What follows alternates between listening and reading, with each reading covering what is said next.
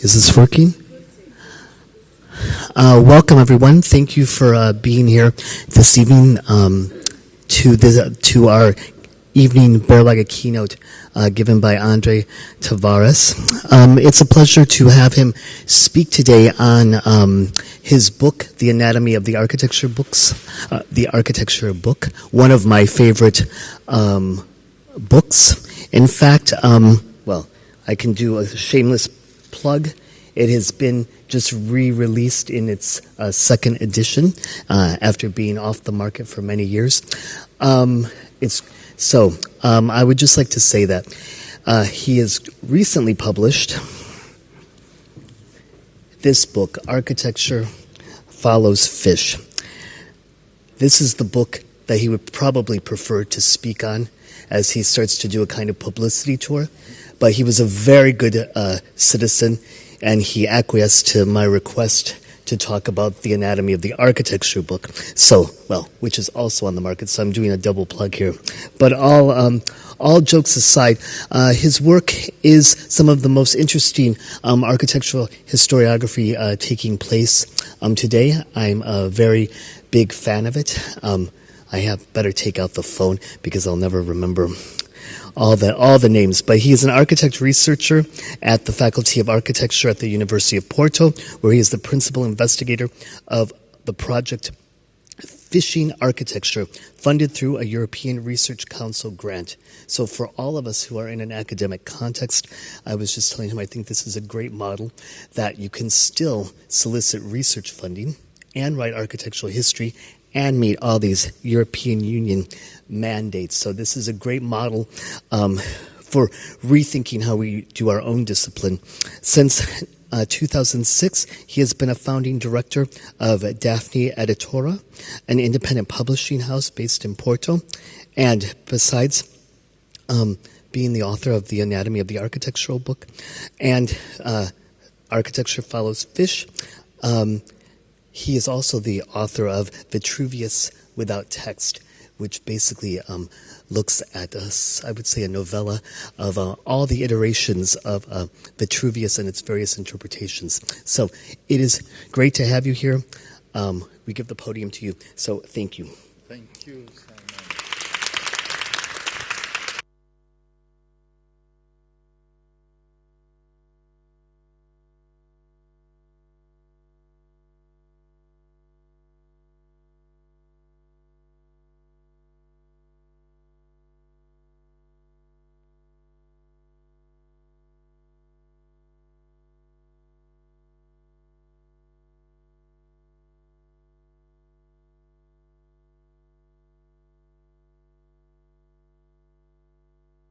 Code processing. Now it's good. For code processing, and it's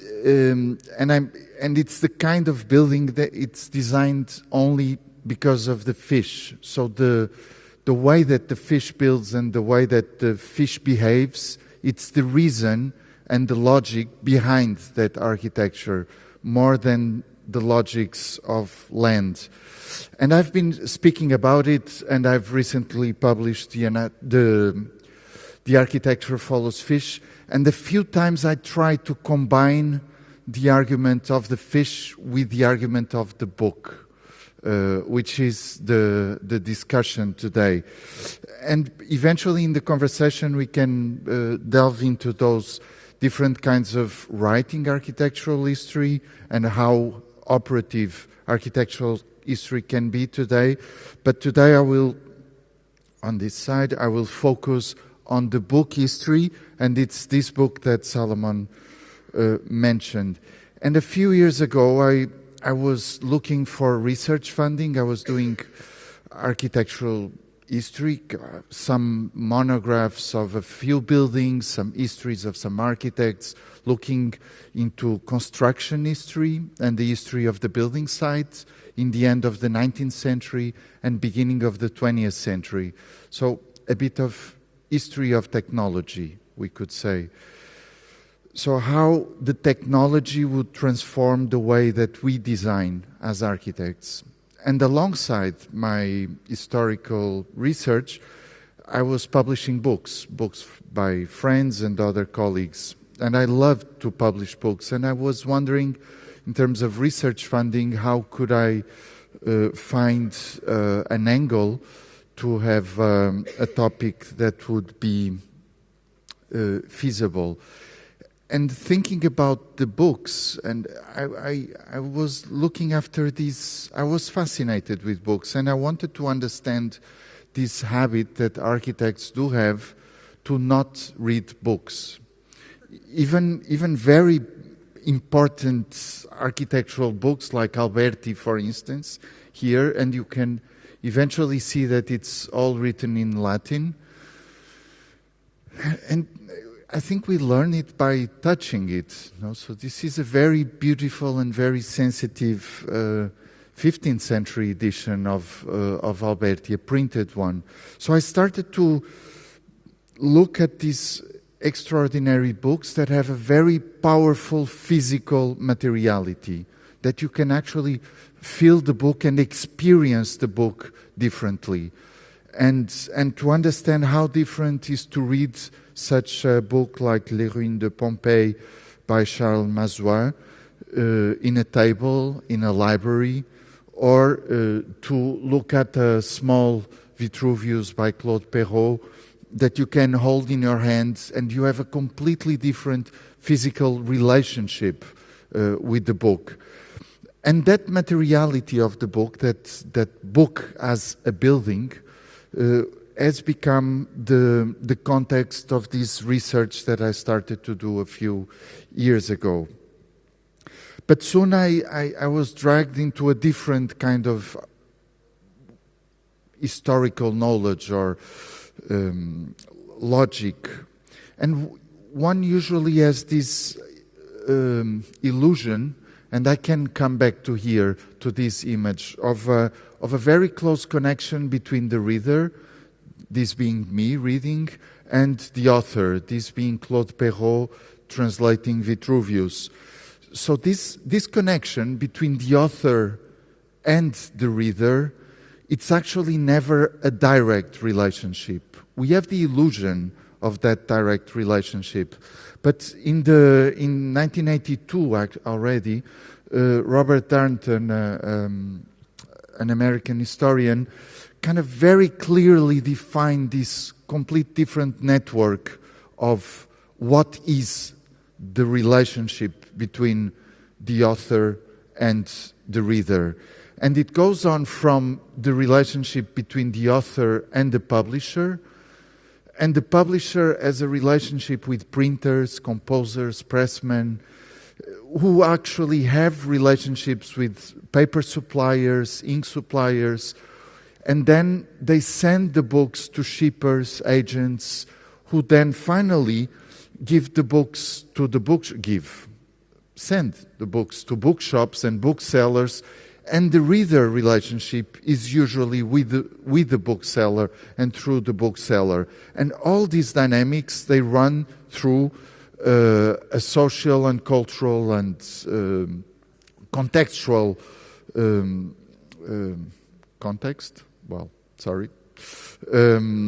And it's this that defines the relationship between the author and the reader, and it's this network of processes of building up structures that allows to create this relationship between the author and the reader. In a way, it's not very different from what happens in architecture with all players that come along in the game of the building site, in the activity of creating buildings.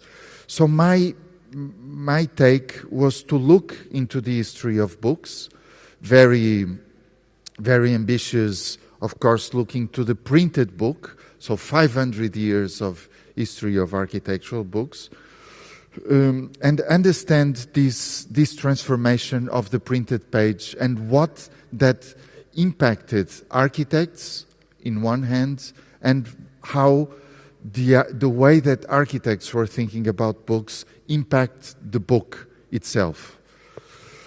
So this is an example of a handwritten Vitruvius. a manuscript from the 10th century, so a classic codex before the printed or the mechanical printing culture of the book developed in the 15th century, sorry. And what I brought this here, because quite often the printed book is presented as a revolution somehow. And I actually like to compare these two Vitruvius editions, one manuscript to one printed. And this is the first printed edition known printed edition of Vitruvius, which in the end it's not very different as a book, except for its print run and circulation. Of course, the print run and circulation of the book have a very strong impact on the way that you perceive the book. But what I wanted to point out, bringing this edition, so when it comes to print, the editor of this edition of Vitruvius came with these blank spaces to the locations where drawings should be added. So Vitruvius was describing a drawing or mentioning here. You can see this in drawing page, I don't know the number of the page. There were no page numbers though. So he left the blank in the page for the architect, the reader, as an architect, to engage with the book and draw and use the book as a support system for its own architectural practice. So, and this is another copy of the same edition. Unfortunately, it's not the same page, but it's a very beautiful one that you see with drawings by Giovanni Battista da Sangallo that used the book as a tool to design and used the tools of the architecture or incorporated the tools of architecture, plans, sections, elevations, within the book space. So the book started to be transformed between the author, we could say Vitruvius, and the reader, in this case Sangallo. But what I wanted to point out here is also that this is what then we can find in printed editions of Vitruvius. And this is an edition slightly later, 1521, there is, that you see a drawing as a woodcut illustration, the commentary to the text. Of course, the commentary is way more important than the text itself, because that's why the book was printed. But it's not very different from what you find here, that you also see the commentary, you also see the drawings, and they all inhabit the page, the space of the page, as the content, as a space of dialogue, and as a place to perform architectural knowledge within the book space. This story is a little bit more addressed in this other book that I wrote after, as a sequel of The Anatomy, which for me was a shocking book to write, because you see it as a printed version, but actually it was made for an online book, for a digital edition that combined the digital with the print run. And books are being transformed, but in the end the content of the digital edition is exactly the same of the printed edition. So these stories allowed me to write this book that I will try to present you in a way that, and it has a very simple thesis somehow, that architects mobilize or bring their architectural knowledge. They think as architects usually, to design a building, to go shopping, to do books. There are some logics of thought that are quite specific for architects and for architectural practice. And when architects do books, they do mobilize those kind of logics, those kind of ideas, and very unique forms of thinking that would make architecture books slightly different from medical books or law books or novels, for instance. And on the other way around, that architectural books help to shape the mind of architects and to think through the book, not by the text, but by the way that the book is built. And this is what I'm trying to address in this book, The Anatomy. This is the first edition that was in Portuguese and in English. Now it is just out, new edition. It's exactly the same content. A few typos were corrected, but not many actually. And I was very impressed, and that at some point even there was a Japanese colleague that was so excited with the book that he managed to translate the book into Japanese. So you can also find the Japanese edition of the book itself. So in a way, and for the Japanese edition to come out last year, it took a while. So what I'm showing you, it's also an history that has already evolved in some respects. So I started this research at the Canadian Centre for Architecture, and I got the funding, the research funding. I managed to get hosted at the CCA in Montreal for a few months, and they have an extraordinary architectural library. And I arrived there very candidly saying, "Oh, I'm doing this research on books and I would like to see architectural books. Please, you can pick 10 by day or 20 and we have 50,000, so help yourself." So the sheer scale, the amount of books, it's too much. And how to address those books? And basically I start digging and I start discovering a little bit what books were, and I was immediately lost. So I used the wine methodology. So I pick precise harvests. So 1851, there was an amazing harvest of books in 1851, and 1925. And I started to look only to the books designed and printed with the date of 1851 and 1925. Of course, I couldn't help myself to see other beautiful books, and most of the books that I will be showing you are not from those 2 years. But those 2 years allow me to understand two key moments, which are the moments that I address in the research. One is the industrialization of printing in the 1830s, that I would say 1851. And the second one is, one could say, the commercialization or the marketing or the design dimension of the book culture. So when books start to have covers, and the covers start to become a marketing tool. And those two specific years also allowed me to,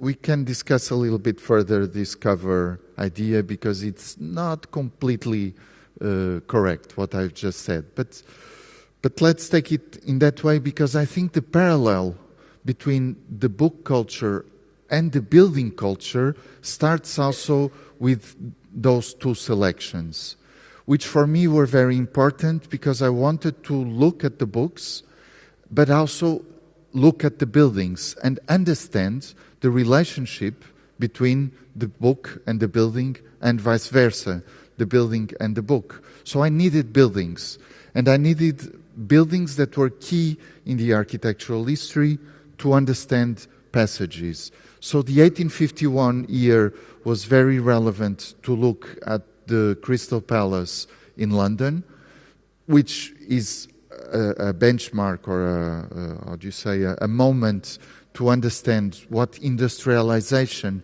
meant to building culture. And the other one was the 1925 Art Deco Exposition des Arts Décoratifs in Paris, when the Pavillon de l'Esprit Nouveau by Le Corbusier was built, or Melnikov Pavilion for the USSR. And looking at those two specific years, I could look at the buildings and look at what was happening within architecture, within building practice, and within design practice, and within book trade, and within book production. And I came with these 5 concepts, which are, I would say, a bit of common ground between book design and book culture. So the first half of the book runs through these 5 concepts: texture, surface, rhythm, structure, and scale. Which one can say they are design concepts that we use when we are designing buildings, but we can also say that we use them when we are thinking about books. And thinking about my research, the texture was a lot about the page. So how the texture of the page is designed and set up. The surface, it starts to think about the double page, the spread. So how not the texture of the page, but the full spread starts to become a topic. Then when you start to flip through the book, the rhythm that flipping through creates. And I'm sure that you already had that experience, that after flipping a few pages, you try to understand what is the structure of the book.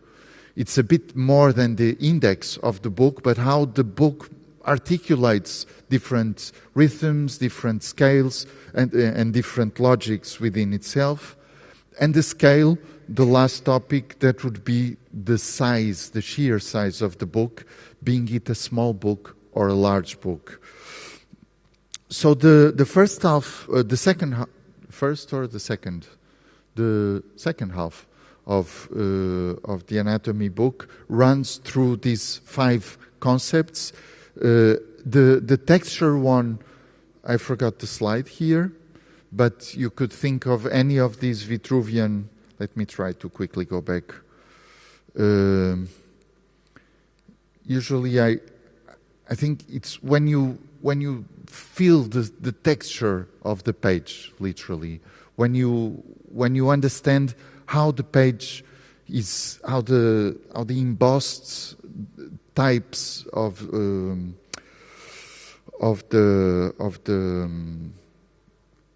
the printer mark the page, and you can see the transparency, you can feel the quality of the paper, and so on and so forth. When it comes to the surface, I would like to point you to this example of Le Corbusier, which is the example of the car crash, no? That the Humbert is clashing with the Delague, no? They come together. And I really love this page because it has a very funny symmetrical dimension. You see how the captions are placed in the Parthenon as opposed to Paestum, that you have here. You can do a triangle, and here the triangle is reversed. So you see how much the images, the placement of the image, the symmetry, the asymmetry, and the dynamics between what happens on the left-hand page with the right-hand page builds up a full argument. I will come back to that. So when you flip through the book, one of the most powerful examples would be Erich Mendelsohn, that when he went to America in 1925, to publish the book in 1926, as I told you, I missed the years then. He was very shocked that he spent a week on this horizon line of the Atlantic, crossing the Atlantic, and then arriving to Manhattan, seeing the island approach, and you see how he used photography in the page to emphasize that approach to the city, and then you flip from that horizon, from that horizontal line, and you enter the mass and the sublime space of the skyscrapers and the verticality. So flipping through the book, you see how the horizontal is connecting with the vertical, and it's the structure, it's taking advantage, full advantage of the page structure that he emphasizes his architectural arguments in relation to the book. Another one that I really appreciate is this, that gives you the idea of structure, how to think structurally the book. It's this example by John Tallis, which is a book, it's a bit of a Google Street View.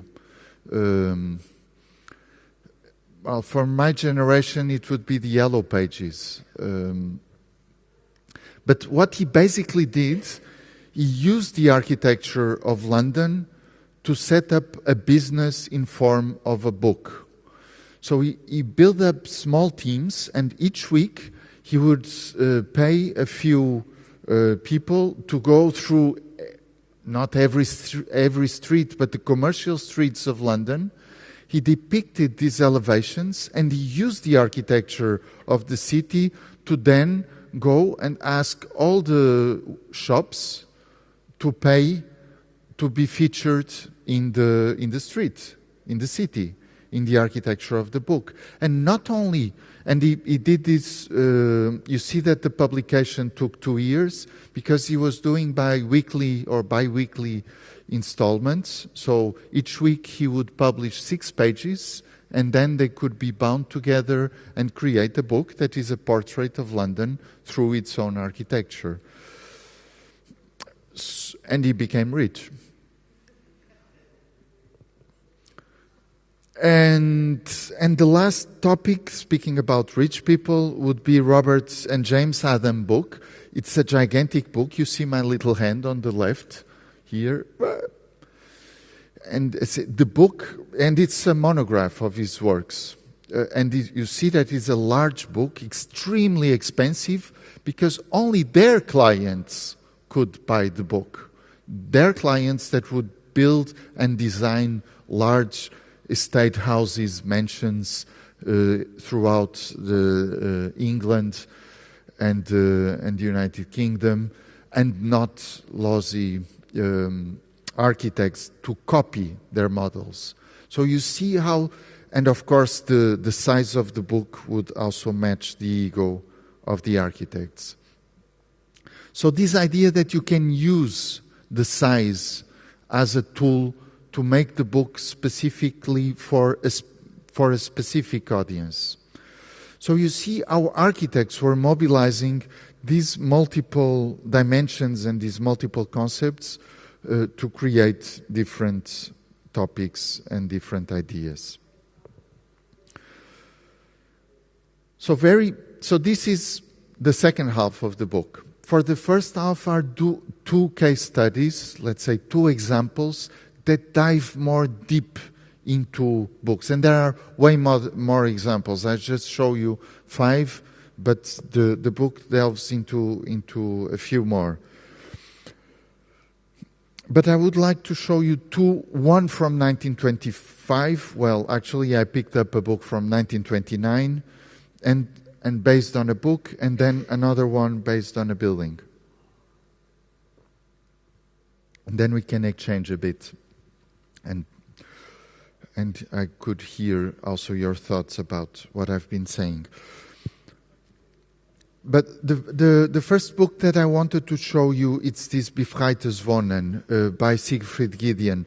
And Giedion is very explicit, saying one must use image as architects and willing to do books for architects. And these guys, his readers, should be architects. Even here, if here he's speaking to a larger audience, he's saying architects never read the book. So we have to use the images to create the content. So I really appreciate this way that he he brings Licht, Luft, Hoffnung. From the outside, you see that the Hoffnung, it's outside the house, and the Licht is already inside the house. And the way the typography builds up with the photo of these Rotach houses in Zurich. But what I found more fascinating, and it's Gideon himself, that it's on the balcony, and Carola, his wife, standing there. But what I found more fascinating, it was a real setup scene. There is, in the archives in Zurich, there are a lot of photos of this wonderful afternoon that they spent experimenting to have the perfect photograph for the cover of the book, because it would bring this idea of the new house, of the liberated housing. And the book was published actually in 1929 in the CM Congress in Frankfurt. I won't go much in detail, but I really like this page, because you imagine Gideon, very seriously, very severe historian, writing about architecture, and I find this page a complete mess, literally. You have 5 typefaces, no? You have handwritten, typewriter, a crop of a newspaper with Gothic letters, captions, and you have this messiness going around. But somehow the page is very powerful, connecting the flat roof with this peacefulness of the Alps, and connecting the south of Alps with north of Alps. So here we are in Davos, and here in Ticino. But he's explaining how nice it is to have a flat roof that you can put a reclining chair and enjoy this quality of life that you would have in this case, as opposed to the danger and the drama and the problem of pitched roofs. No, it's horrible. You can actually Lebensgefahr. I don't know much about German, but it's dangerous. It's serious. No, you can die. This guy can slide down the roof, and the newspaper. It's to make sure that it was true that once these things broken and they killed a poor passerby in the street. So you see all the drama that is happening with the pitched roof on the left-hand page, whereas the flat roof creates a world of peace and love. But what I found in the archives was very fascinating, because it wasn't like that from the very beginning. And he has a mock-up that you see that it was a bit more messy. And it was because the tension that you have here between, where's the pointer? Between the left, this kind of very strong diagonal that cuts through the page and that creates all this drama. Wrong direction, sorry. Wasn't there yet. So he had to really play with the content, very conscious about what he was doing, also very conscious about the little space that he had and the little means that he also had, although he had 5 typefaces at his use. So I looked very carefully to Befreites-Wohnen as an example of the 1920s, and then I also looked to the Crystal Palace of 1851 as a built counterexample of the books. One problem of an architect, as I'm still slightly consider myself an architect, to be trapped in a library is that, but where are the buildings? Where are the buildings? So I picked up the wrong example, because the Crystal Palace is not there anymore. It's an empty space. But it's a huge empty space, so the sheer scale of the space was quite spectacular. But this was the 1851 location for the Crystal Palace that then was dismantled and rebuilt in 1854 in a different venue. So actually one can very easily distinguish the two versions, because the 1851 version of the Crystal Palace had a flat roof, and the 1854 was much larger. It was 3 or 4 times bigger, and it had a curved ceiling. And it was in a very different area of London, south of London, Sydenham. And I also went to Sydenham to see the Crystal Palace, but it wasn't there also. It burned out in the 1930s, so it was gone. But there was a James Irving's Fun Fair, and it was also a gloomy day, which gave the green of the grass a very powerful color, as opposed to the red and yellow colors of the Fun Fair.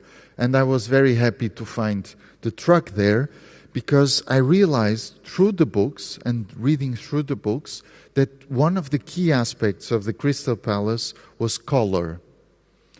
And although we know the Crystal Palace through photographs, which are mainly black and white, the Crystal Palace was extremely colorful, not only the building, but also, well, I think this orange room is also a place to celebrate color, isn't it? But it was colorful not only through the building, but also through the books that were used within the building and through the objects that were being exhibited within the Crystal Palace. So I became fascinated by chromolithography books. And chromolithography, that would give us, this is Matthew Digby Wyatt, another of the authors of the Crystal Palace. One celebrates Joseph Paxton, but actually the Crystal Palace was a collective work. It was not a one-man show. It was various men's shows, but anyway. And Digby Wyatt produced this amazing chromolithography book. And chromolithography is a technique to print with stones and stones like this. This is not, although it has a small house here, it's not from architectural books, but it was the photo that I found to have. But what I wanted to say is that it's a relatively sophisticated technique that allow in the 1850s, 1830s, to create very not so expensive, colorful books. And there were a lot of books on the Crystal Palace that were published with chromolithography, both on the content as on the building. And I really like this 1854 book that shows, and the plates that came out of this printing technique, they are really rich and really colorful and powerful. But they also demonstrate the care that was used in the colorful, on the coloring of the Crystal Palace. So it wasn't just a color, it was a combination of colors that the white, the blue, and the yellow would merge, and our eyes would kind of combine the colors and make the synthesis, which is exactly the same logic of color printing, of separating the colors that was being used in chromolithography. And to conclude, and I will hopefully very quickly close the presentation, what I will try to demonstrate here is that not Paxton, not Stephenson, not Digby Wyatt, but Owen Jones moved from the building to the book, and then from the book back to the building, and then from the building back to the book, and then from the book back to the building. But I will That's what I will try to show you now. So I'm already started confusing you probably with the chromolithography, between the use of color in the book and in the building, which is very different from this image that we have of the mechanics of the Crystal Palace. But when the Crystal Palace was being built, when this sketch was being celebrated, basically, there was a book being presented in London, and the book presentation, it's a French architect, French-German architect, Jacques-Ignace Torf, L'architecture polychrome chez les Grecs. And what I have to show you here, it's the plates book. So the images are on the left volume, and the text is on the right volume. I will only focus on the images volume. I didn't read the text. But the book was presented in London, and a lot of people attended to that presentation, including Owen Jones, Digby Wyatt, and a few others involved in the construction of the Crystal Palace. And the book was about how to read and how to rebuild somehow the color within Greek architecture. And there was a lot of discussion how much the marbles of the Parthenon and other Greek examples were colored or were black and white.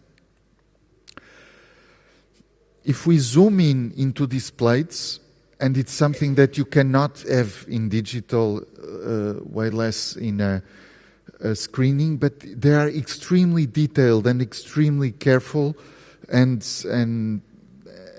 you see here also the color separation that I was commenting. You have the yellow, you have the red, you have the blue, and you have the gold, and that's it. And then you play with this color separation.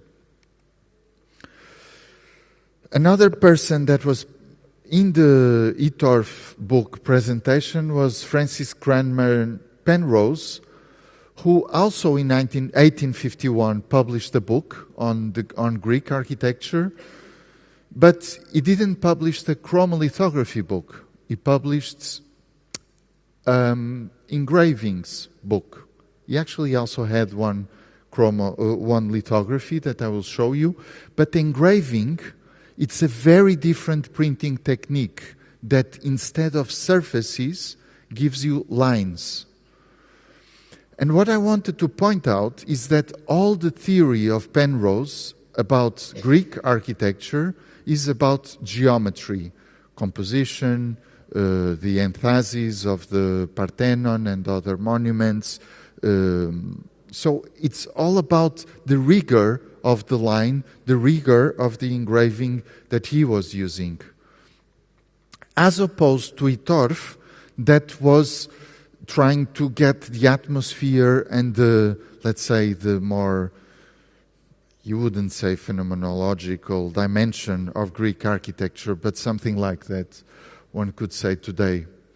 So you have the same architecture, and this is a lithography by Penrose.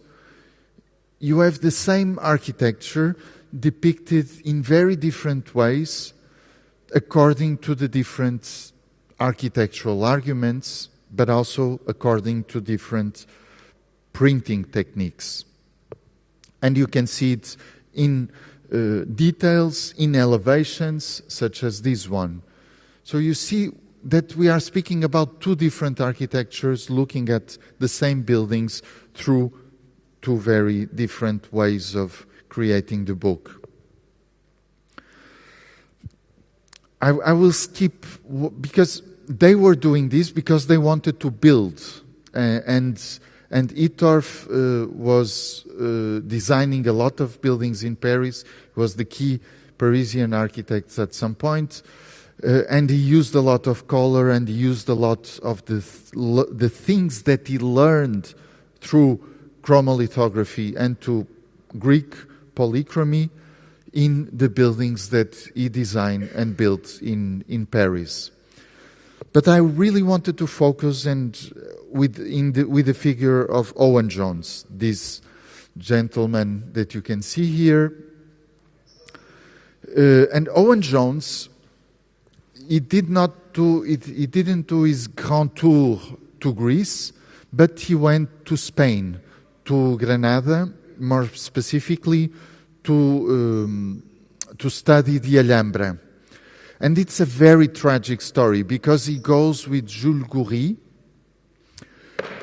and there was an epidemic of cholera in Granada when they were there studying the magnificent Alhambra. And Goury died, and he was completely shocked. He brought the ashes of Goury to his mother in France, and he said, I will create a book, I will build a book that renders a true homage to the love that Goury had on the Alhambra. So he really put all his strength to make the most amazing book that he could. So this is a very large folio book. You see here a plate. The photo is not the best, but here you can see the level of detail of the engravings that he started to create to represent the Alhambra here in black and white. So you see all the endless detail that was being rendered through the engraving. But if you ever visit the Alhambra, you understand that color is a key aspect. So how to render that color? So he had to study a lot of color to create the chromolithography plates. This is still the black and white engraving area, but he has a lot of chromolithography. He wasn't happy with his publisher. He set up a chromolithography workshop in his office, in the backyard of his house, and he really devoted a lot of energy to create the most exquisite renders of the Alhambra.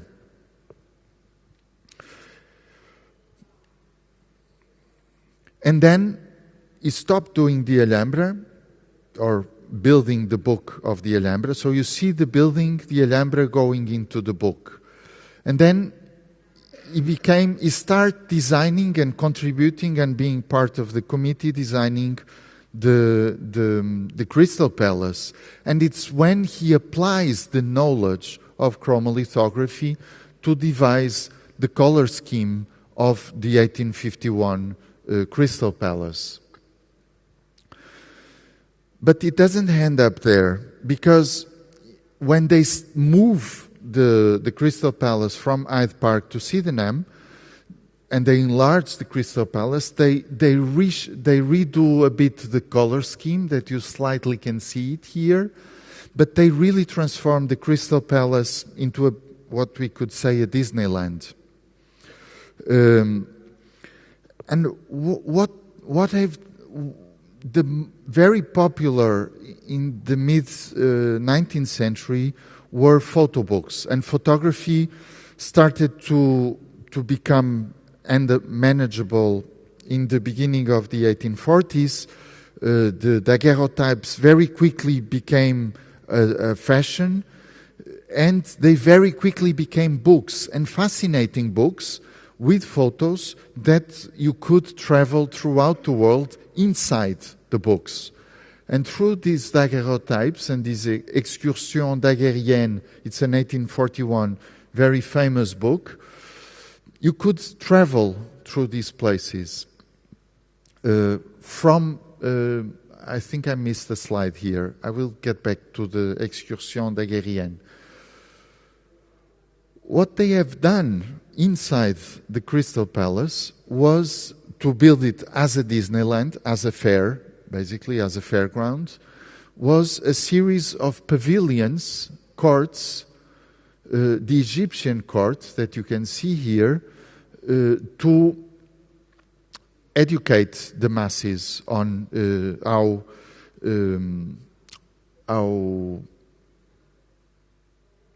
how the architecture of the world is. And these courts, which were also published as books, were using also photos as a source for their contents. For instance, this photo is very similar to this photo by a photographer a Canadian photographer that contributed to Excursion daguerrienne, and he also contributed to Hector Aurot book on Egyptian architecture that was also used on the Egyptian court. So you see that there are a lot of travelings, a lot of visits, and buildings becoming books.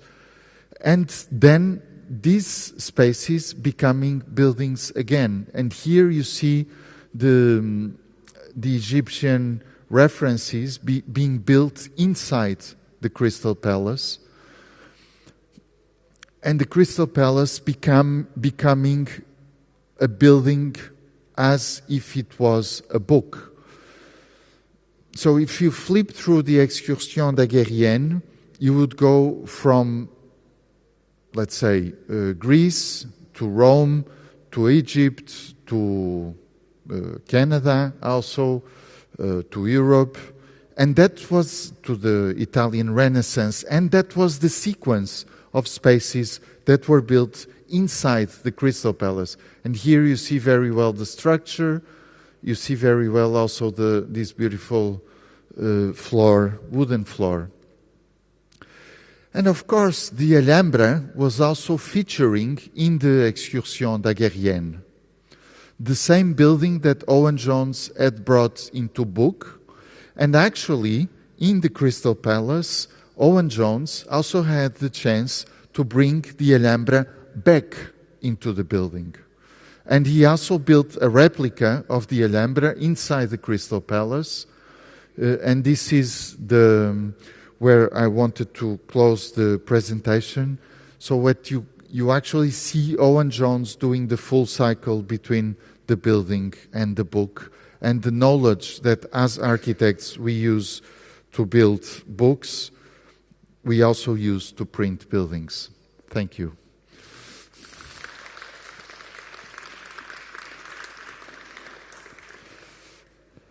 Thank you very much. I'm sure there are some questions. Who would like to start?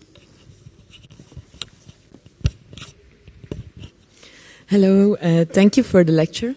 I was wondering how did your research on these books influence your own publishing, and how you give form to your own books? How I did research and how? How your research on the books also influenced your own publishing. Very good. Thank you for the question. With a lot of frustration, I would say, because I see these amazing books printed with printing techniques that we don't use anymore or are extremely expensive. And as a publisher, I started very naively, not with a plan. Oh, I will become a publisher. I will do this and that. And it's a small publishing house with low-cost books, but I learned a lot of things in the logics, and it helps me to think of the book not only as an object, but also as an object in space, I could say. So, okay, the arrangement and the construction of the book, but also how the book circulates, who is the audience of the book, and how is the text crafted for a specific audience, how much the book should cost or not cost to circulate, how one would calculate the print run, and then according to the print run, which kind of technology can we use? But it's usually what we print is always offset. It's very stable in terms of technology. But let's say, can we print 4 colors? Can we go for expensive images that we have to pay to museums to have very beautiful images and so on? So I think it went way beyond what I was speaking about here. It went way beyond, let's say, the design and the book as an object, but to understand, let's say, the full dynamics of the circuit. So if I do a heavy book, it's bad because most of the costs of the books are on shipping nowadays. So I have to do a light book to lower the shipping costs. And I think I became extremely aware of what I was doing as a publisher after doing this research and after being a bit off and wondering how have they done it. But in terms of printing techniques, design strategies, ways of constructing the books, the technologies and the conditions that we have today are extremely powerful, but very different from these ones. I hope I... Yes, thank you. Thank you. Thank you for the lecture, and I just have a very interesting observation that through all the cases you show to us, there is kind of like a dynamic relationship between the images and the text, and like sometimes they work together, sometimes the image are more dominant, and sometimes they just disappeared. And I also go through the website that you showed in the beginning. I feel like in your own book, on the website, there is one column only with the images, and there is another column only with text. So can you tell us more about your reflection or your observation on these two objects? Do you think they are the one thing or something? Yeah, I think it's the key point of the research. And I started the research with this relationship between text and image, because in the end it's what would make architecture books different from other books. I think it's the way that architects negotiate with this duality. And then at some point, especially when I was doing the research on Vitruvius, I was going through textbooks. So I started to look to the text as an image. The text itself becomes an image.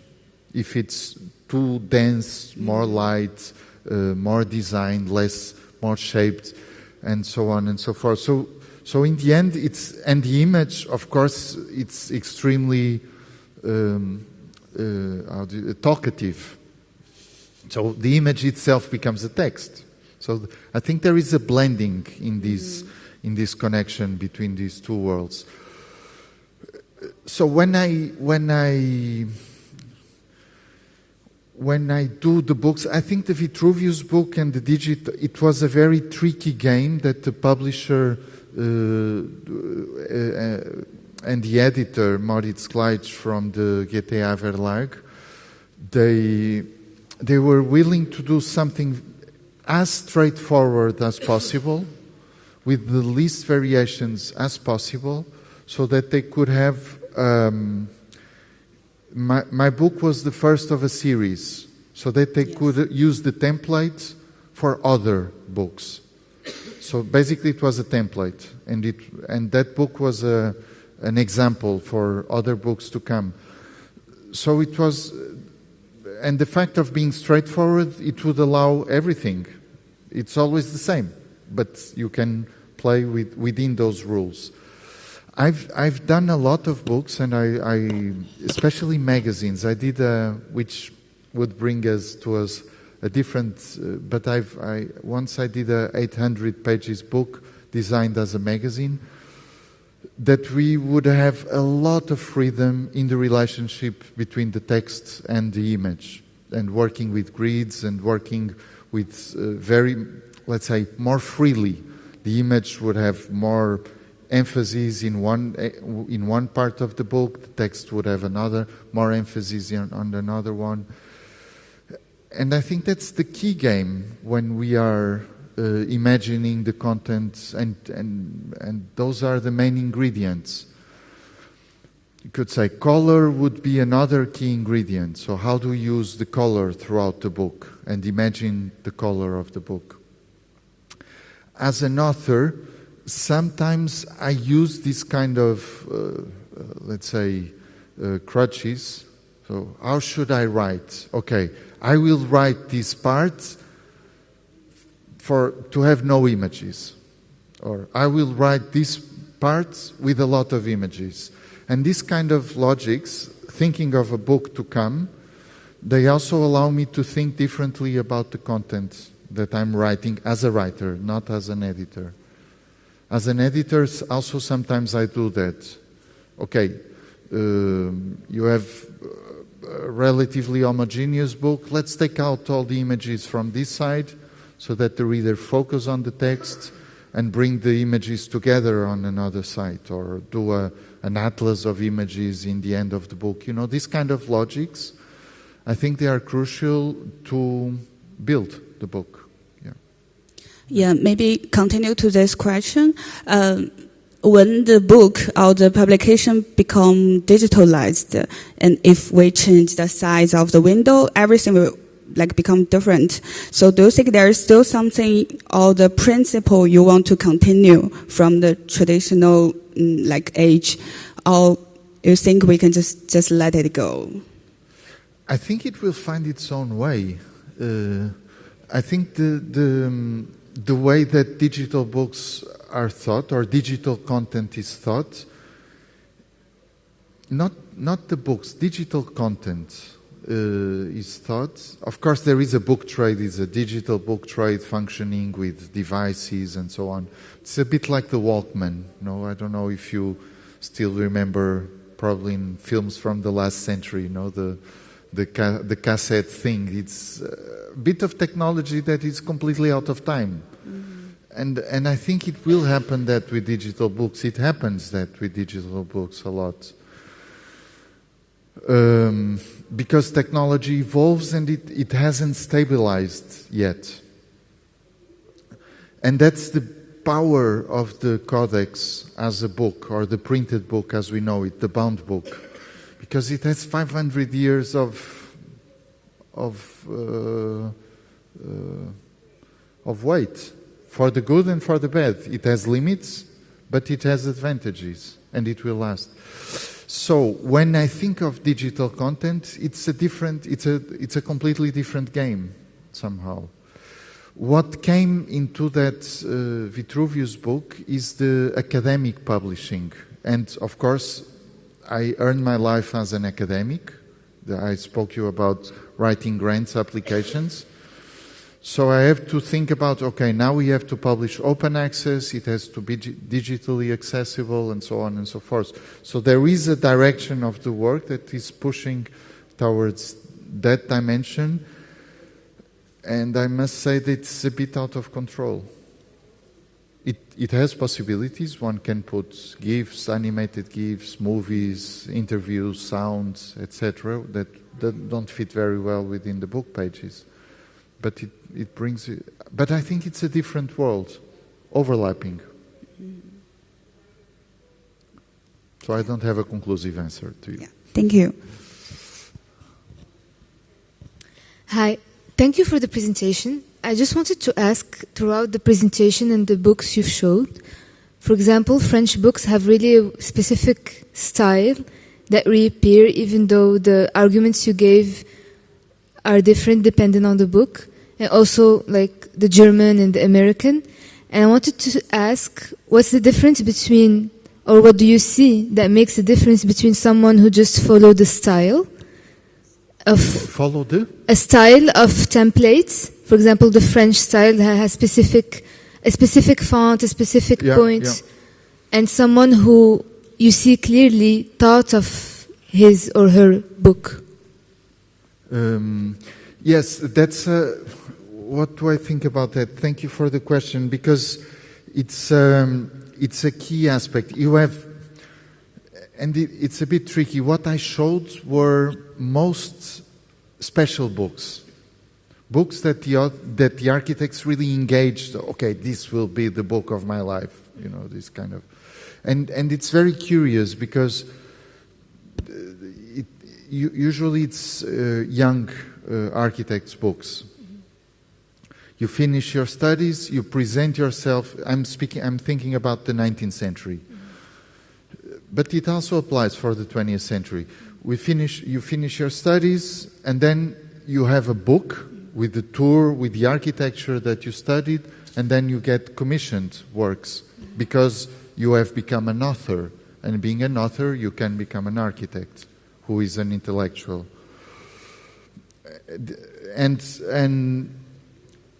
so this creates a lot of anxiety and a lot of ambition also in the very first book, and usually they are not. They don't follow the template. They are not the standard book. And the architect has to fight with the publisher to make his own book, and then he has to fund the book. Usually it gets ruined after the publication of the book, but then he gets the commissions. Then we would enter the mythology, which runs throughout the 20th century. For instance, Rem Koolhaas tells this story as well. Now, he finished his studies in New York with the Delirious New York, and then he invested everything in 1995 to do SMLXL, and then he became the architect. So,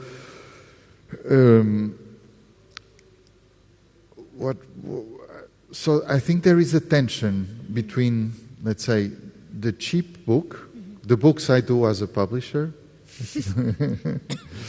and the special book where you can invest a bit more. One doesn't say cheap book, says low cost book. Sorry for the correction.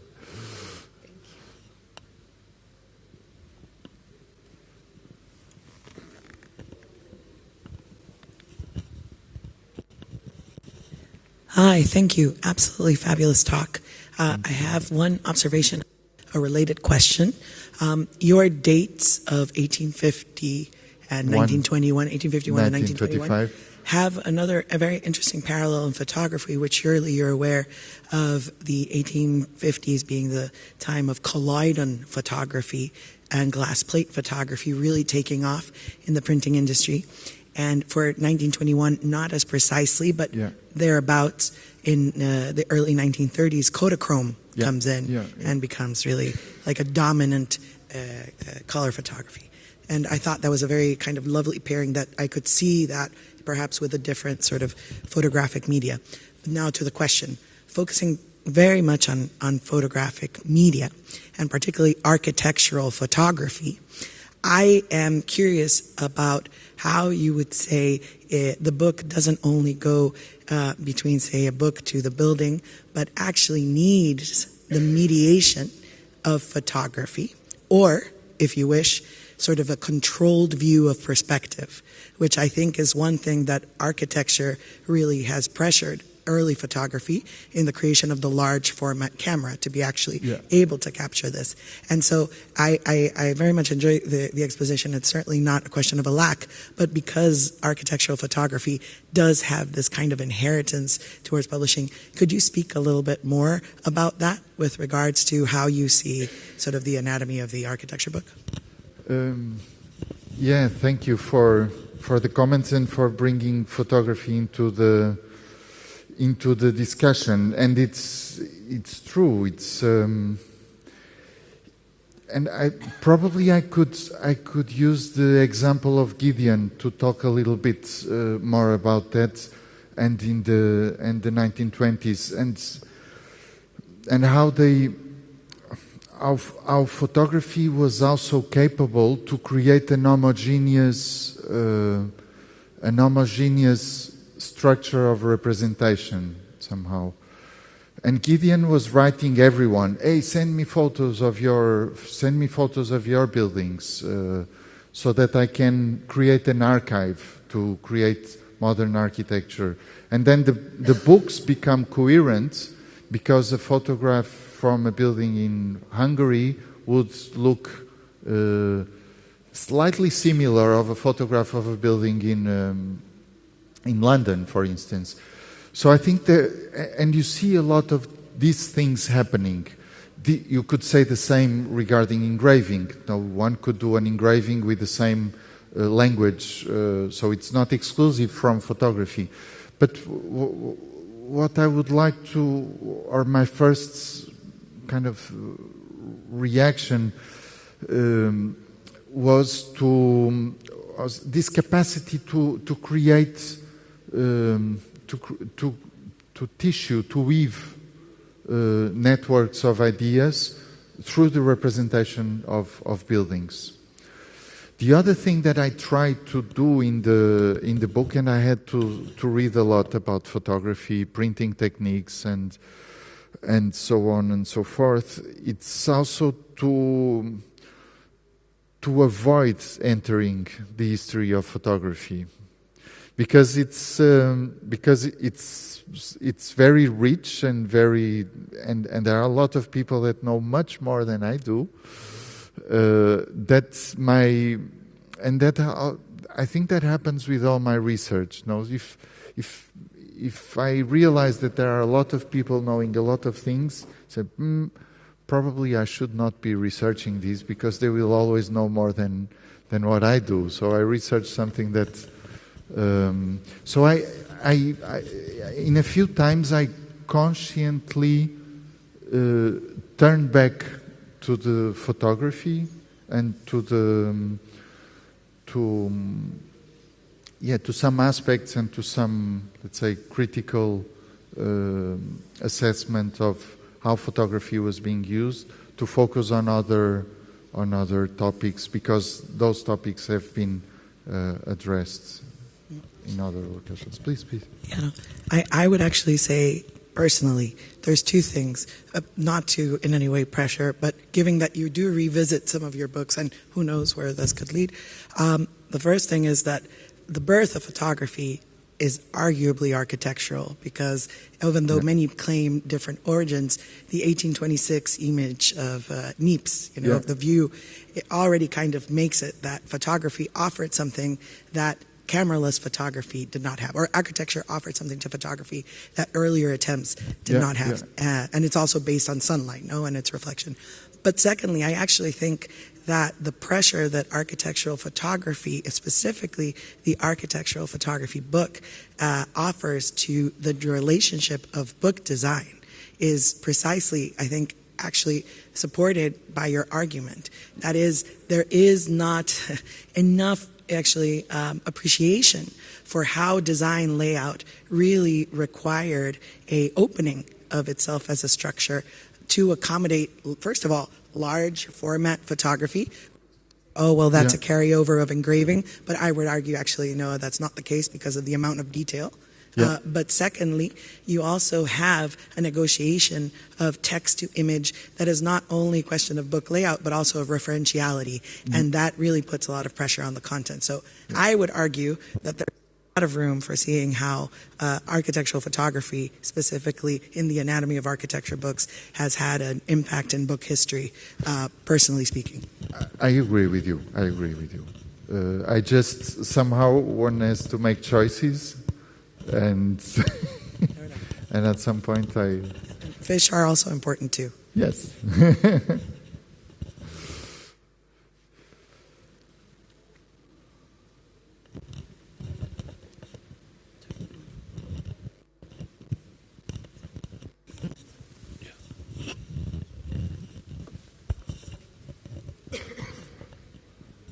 A last question. Thank you very much for your presentation. I'd like to make a shift from classic book printing towards digital, maybe typesetting. As you already said, you presented or you designed lots of printed output, probably in a digital way.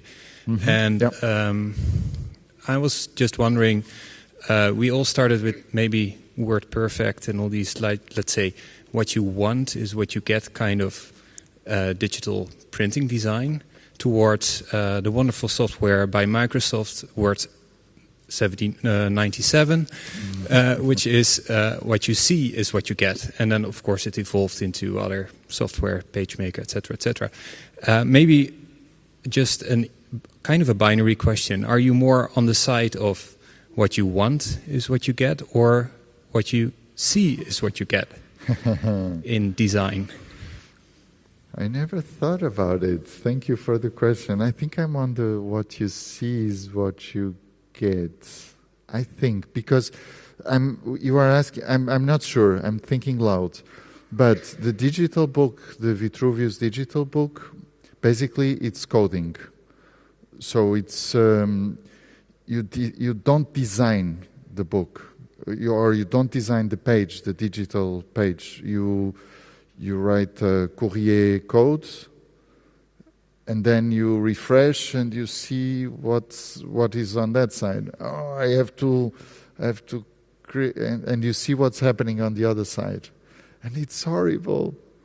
It's an anxiety. It's because of course, you can control, you can craft it, but it's and it wasn't me doing that, but I saw that happening.